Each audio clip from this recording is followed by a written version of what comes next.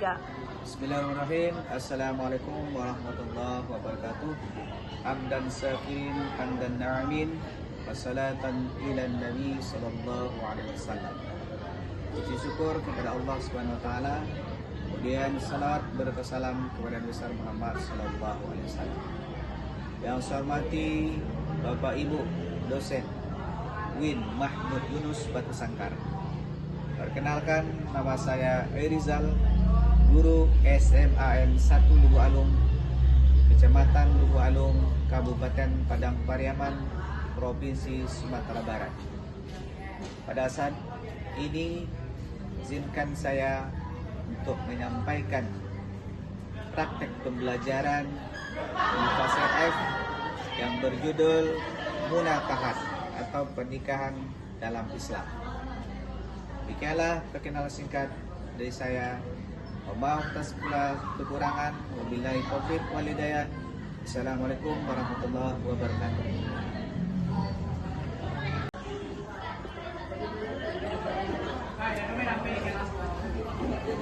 Assalamualaikum. Waalaikumsalam warahmatullahi wabarakatuh.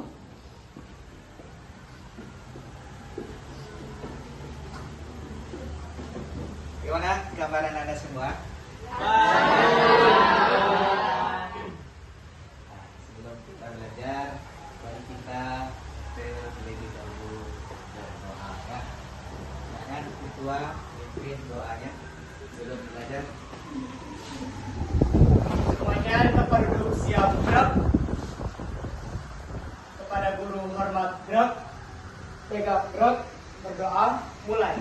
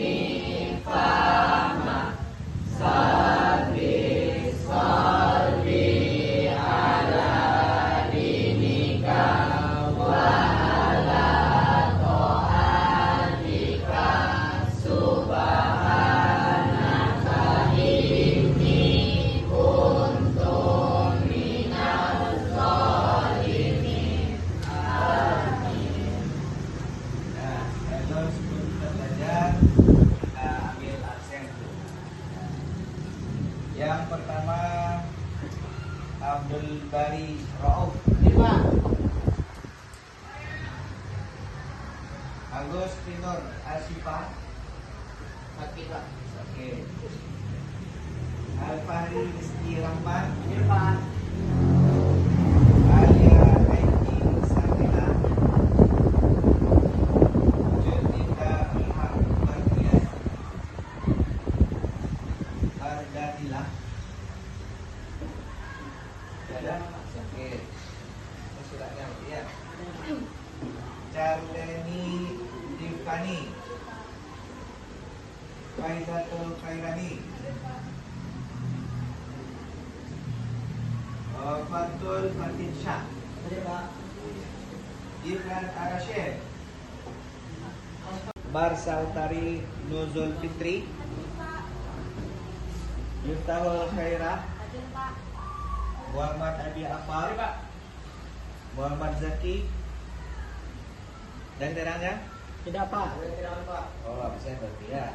Zahira Afilia, Zevana Maulita Agasa. Nah, berarti ada sekitar 5 orang yang tidak hadir ya. Ada yang sakit dan ada yang absen, ada yang cabut. Mudah-mudahan yang sakit cepat sehat. Kemudian yang absen, nah kita doakan ada hidayah bagi dia mereka nantinya untuk mengikuti pembelajaran kita. Baik anak-anak semua, sebelum kita masuk materi baru, tentu kita akan review materi yang sebelumnya. Di antaranya, sebelum kita mulai ya, sebelum kita masuk pada materi yang baru, tentu kita ulas materi yang sudah kita pelajari minggu lalu. Apa materi kita minggu lalu? Tentang media sosial. Nah, berarti ketika kita menggunakan media sosial ada dampak positif dan ada dampak negatif. Nah, sekarang padanya, coba Tommy, apa dampak negatif dari media sosial? Baik Pak, terima kasih sebelumnya atas pertanyaannya. Jawabannya itu dampak positif dari media sosial. Kita bisa melihat konten-konten atau video-video bermanfaat seperti ceramah Ustadz, terus dan melihat konten-konten positif lainnya. Itu aja lah. Nah, itu menurut Tommy. Nah, Timbulnya perilaku cyberbullying atau pembulian dalam internet. Yang ketiga juga seperti banyaknya tontonan-tontonan yang tidak sepatutnya dipertontonkan kepada orang yang umurnya tidak sesuai gitu. nah, kita kasih aplaus. Ya, berarti sebagaimana yang sudah Timbulnya perilaku cyberbullying atau pembulian dalam internet. manfaatkan media sosial itu untuk menambah keyakinan, menambah keimanan kita kepada Allah Subhanahu wa taala. Nah, itu inti dari materi review materi yang lalu. Nah, sekarang kita masuk pada materi yang baru tentang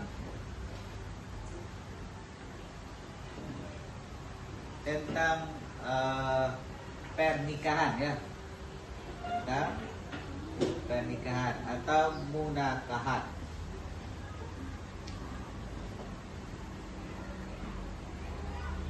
Tentang munakahat.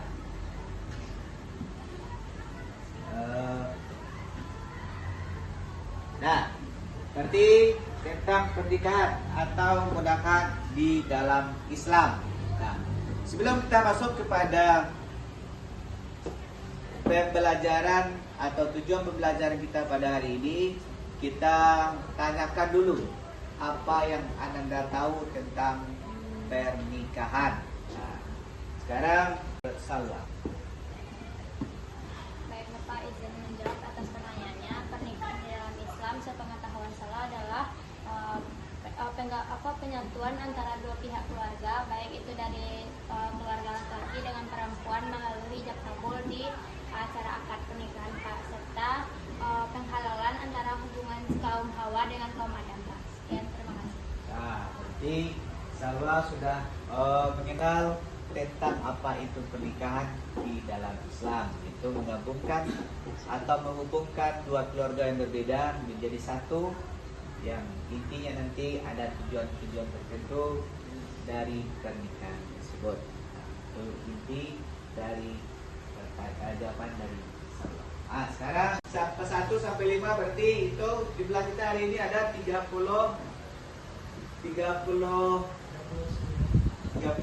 berarti hadir 35. Ini 5. Nah, berarti siapa yang terhitung 1 sampai 5 berarti itu kelompok 1. 1 sampai berikutnya kelompok 2.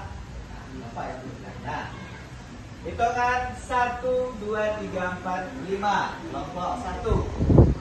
1, 2, 3, 4, 5. Kelompok 2. 1, 2, 3, 4, 5. Kelompok 3. 1, 2, 3, 4, 5. Kelompok 4. 1, 2, 3, 4, 5. Kelompok 5. 1, 2, 3, 4. Kelompok 6. Berarti kan? Ya? Berarti 6. Mana? Kelompok 2. Kelompok 2. Kelompok 3. Kelompok 4. Kelompok 5. Sekarang yang Bapak akan dapat kelompok 1 materinya apa kira-kira? Nah, sekarang coba lihat, perhatikan kelompoknya kelompok berapa. Sekarang mulai dari kelompok 1 dulu. Materinya apa kira-kira? Kelompok 1 tujuan pembelajaran tentang 1. Dah. Apa nomor 1? Nah. Kemudian kelompok 2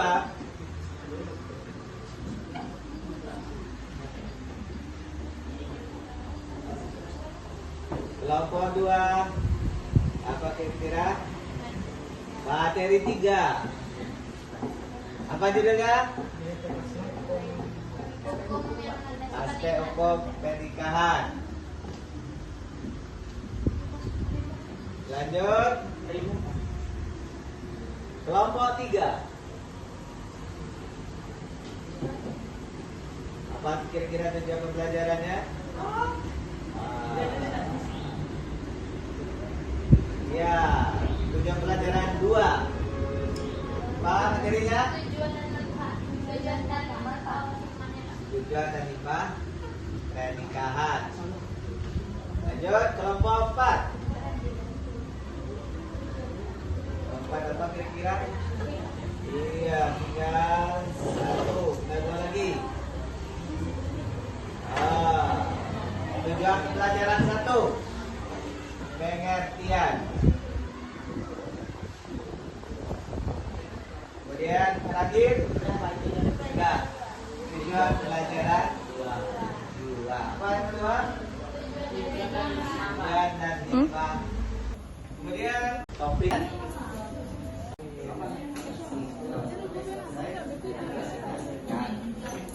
Nah.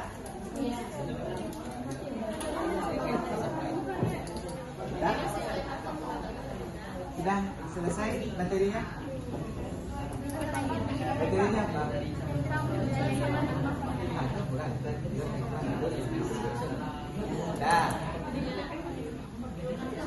Nah, sekarang lihat diskusi dan mana yang paling aktif. Assalamualaikum warahmatullahi wabarakatuh. Waalaikumsalam warahmatullahi wabarakatuh. Alhamdulillah, puji syukur kita berdoa pada Allah Subhanahu wa taala yang telah Jodoh. Sedangkan menurut istilah pernikahan adalah akad atau perjanjian suci antara laki-laki dan perempuan dengan tujuan membentuk keluarga yang sakinah, mawaddah dan warahmah sesuai dengan ketentuan syariat Islam. Dan akad dilakukan dengan ijab dan kabul. Sekian dari pengertian. Baiklah, dari pengertian tersebut diperkuat oleh dalilnya yang akan dibacakan oleh Laila. Silakan. Baiklah,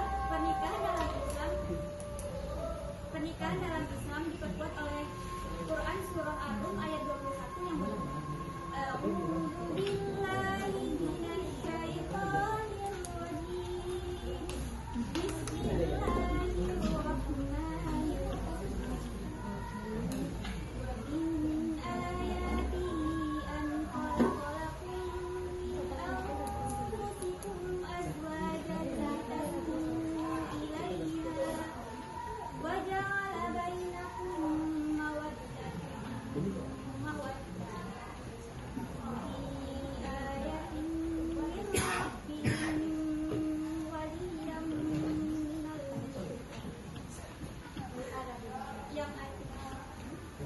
dan di antara tanda-tanda kebesaran Allah, Dia menjadikan kamu pasangan-pasangan yang berasal dari jenismu sendiri, agar kamu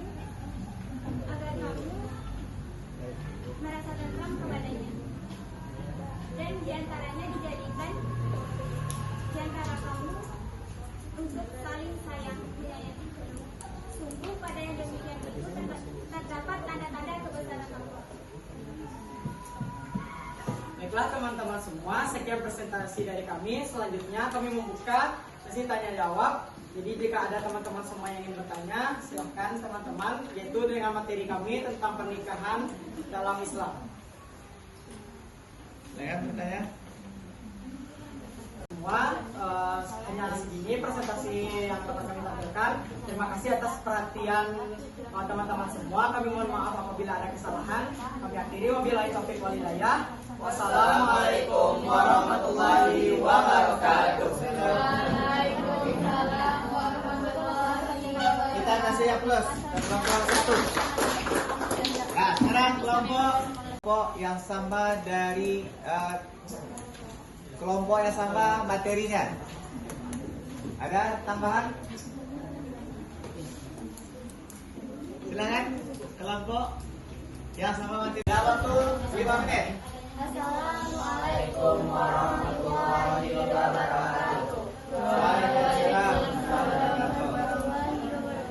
Alhamdulillah, alhamdulillahirrahmanirrahim. Puji syukur kita ajarkan kepada pimpinan umat Islam, Nabi Muhammad SAW, yang telah membawa kita dari alam dunia sampai ke alam dunia, sehingga kita dapat berkumpul di kelas yang kita cinta ini. Baiklah, saya dari perwakilan kelompok 3 yang yaitu mendapat tujuan pembelajaran aspek hukum dalam pernikahan Islam. Yang beranggotakan saya sendiri, Nabila Nubayado, saya Rasulur Rahma, saya Sabar Fadi. Saya Syahrian, saya Alvin Prasetyo, saya Rasul Pusat. Berikutnya materi tersebut akan dibacakan oleh teman saya yaitu Rasulur Rahma. Aspek hukum dalam pernikahan Islam. 1.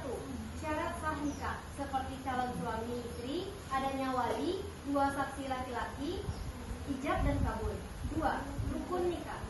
Mempelai, wali, 2 saksi, dan ijab kabul. Yang ketiga, wali, yaitu orang yang menikahkan pengantin perempuan. Biasanya ayah atau keluarga laki-laki terdekat. Yang keempat, mahar. Mahar yaitu pemberian wajib dari calon suami kepada calon istri sebagai tanda kesungguhan. Yang kelima, akad nikah, yaitu perjanjian yang dilakukan dengan lafaz ijab dari wali dan kabul dari mempelai pria. Baiklah, sekian hasil dari diskusi kelompok kami. Apakah dari teman-teman semua ada yang ingin ditanyakan?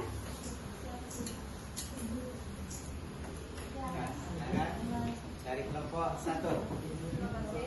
Perkenalkan, nama saya Alia dari kelompok 1. Saya ingin bertanya kepada kelompok 2, yaitu bagaimana cara mengatasi jika salah satu pihak tidak adanya wali. Ya, kalau tidak ada Jika salah satu wali tidak ada, maka bisa digantikan oleh orang lain yang ada hubungan dengan dia, seperti saudara dari wali ibu sendiri maupun orang-orang terdekat di sana, laki-laki terdekat. Ketahui bahwa pernikahan resmi yang ada di Indonesia ini akan dilandasi oleh KUA atau adanya wewenang KUA. Maka biasanya jika tidak adanya wali dari keluarga, maka kita bisa menggunakan wali yang ada dari KUA.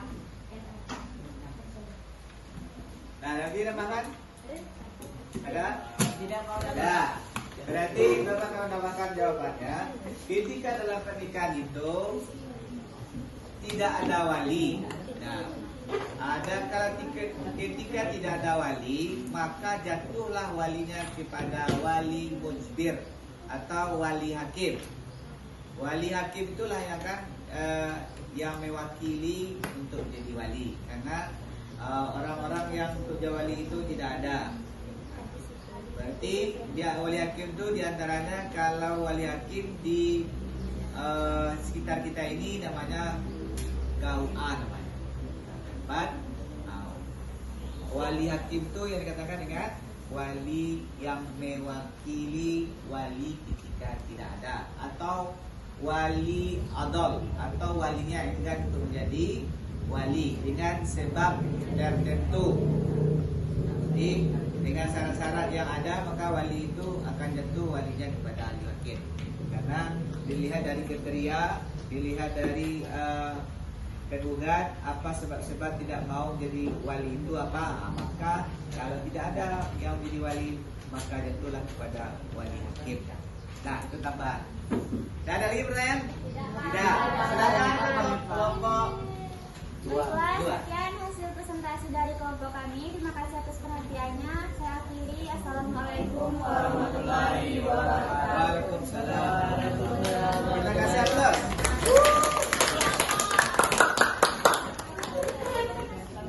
Assalamualaikum warahmatullahi wabarakatuh. Waalaikumsalam warahmatullahi wabarakatuh. Kami dari kelompok 3 akan menampilkan hasil diskusi kami, yaitu tentang tujuan dan hikmah dari pernikahan, yang dimana tujuan akan dibacakan oleh teman saya, yaitu Salwa. Kepada Salwa dipersilakan. Baik, tujuan pernikahan dalam Islam yaitu 1. Menjaga kesucian dan kehormatan. Yang kedua, menyalurkan naluri seksual secara halal. Yang ketiga, membentuk keluarga yang islami dan harmonis. Yang keempat, meneruskan keturunan. Nah, dengan sudah dibacakannya tujuan pernikahan tadi, adanya hadis yang memperkuatkan dengan tentang pernikahan yang akan dibacakan oleh teman saya yaitu Radit. Baiklah, dari Anas bin Malik, ada beberapa sahabat Rasulullah SAW berkata, saya tidak akan menikah. Sebagian lagi berkata, saya akan selalu sholat dan tidak tidur. Sebagian lagi berkata, saya akan terus berpuasa dan tidak akan berbuka. Berita ini sampai kepada Nabi SAW hingga beliau bersabda, apa alasannya ada yang berkata begini dan begitu? Padahal saya berpuasa dan berbuka, aku sholat dan tidur, dan aku juga menikahi perempuan. Dan barang siapa yang membenci sunnahku, maka ia tidak termasuk ke dalam golonganku. Hadis riwayat Muslim. Nah, dengan sudah dibacakannya hadis untuk memperkuat tentang pernikahan, selanjutnya masuk ke dalam materi yaitu hikmah dari pernikahan yang dibacakan oleh teman saya yaitu Rizky. Baik, saya akan membacakan hikmah dari pernikahan. Yang pertama, mendatangkan ketenangan jiwa. Yang kedua, menumbuhkan rasa kasih sayang dan tanggung jawab.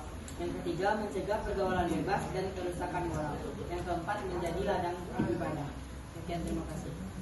Mungkin itu saja dari kelompok kami. Apakah ada dari kelompok lain ada yang ingin bertanya? Silakan, ada yang bertanya? Tidak ada? Nah, sekarang coba tambahkan kelompok 5. Silakan menambahkan dari kelompok 3. Baik, sebelumnya izin Bapak dan teman-teman sekalian, di sini saya Faizatul Khairani, perwakilan dari kelompok 5, ingin menambahkan materi pembelajaran kelompok 3, yaitu tentang tujuan dan hikmah dari pernikahan.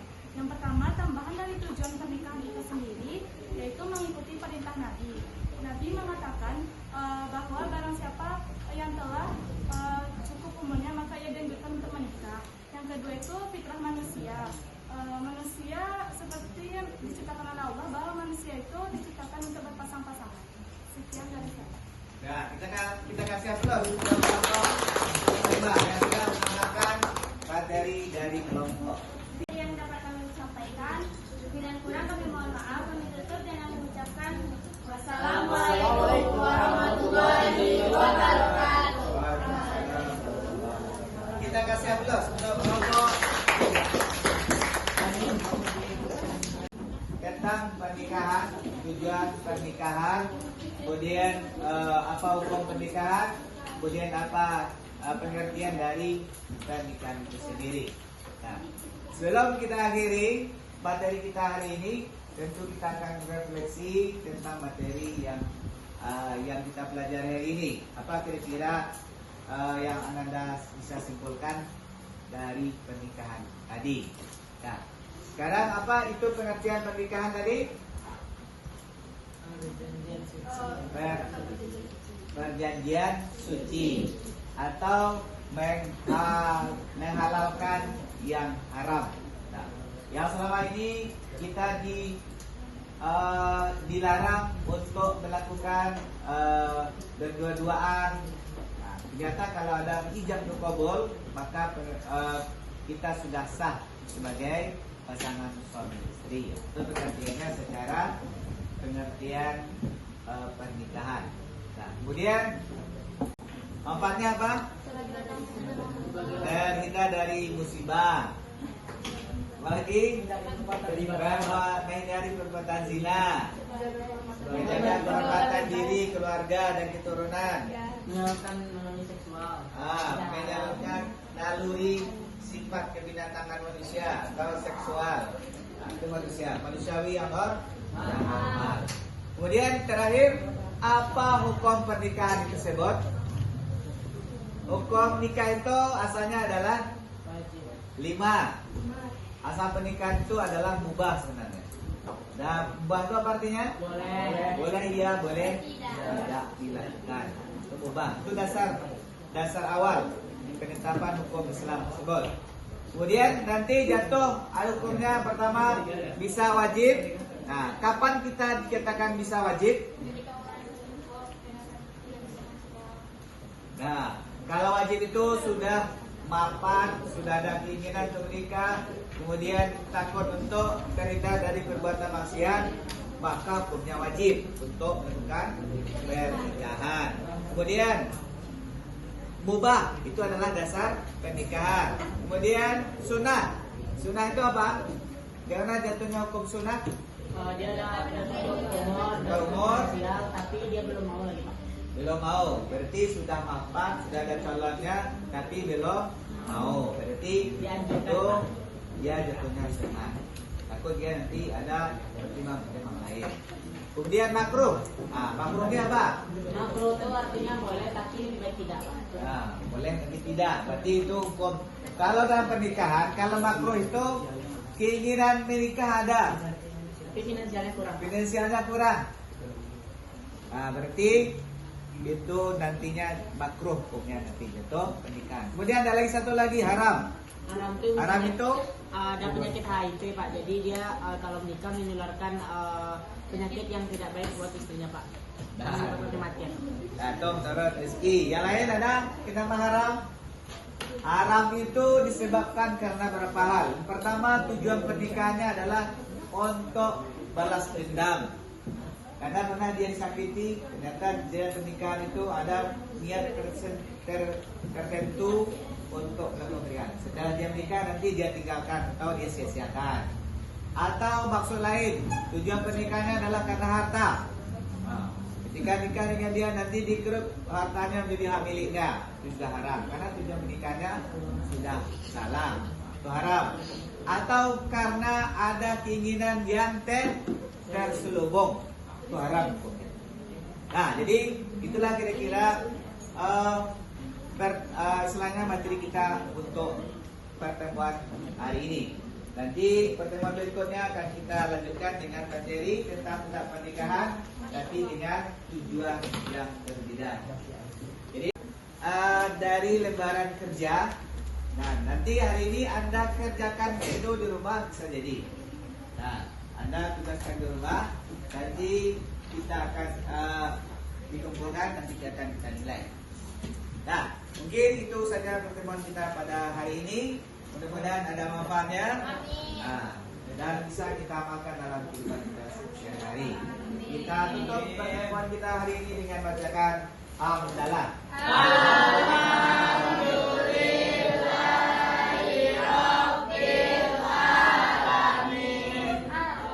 Assalamualaikum warahmatullahi wabarakatuh.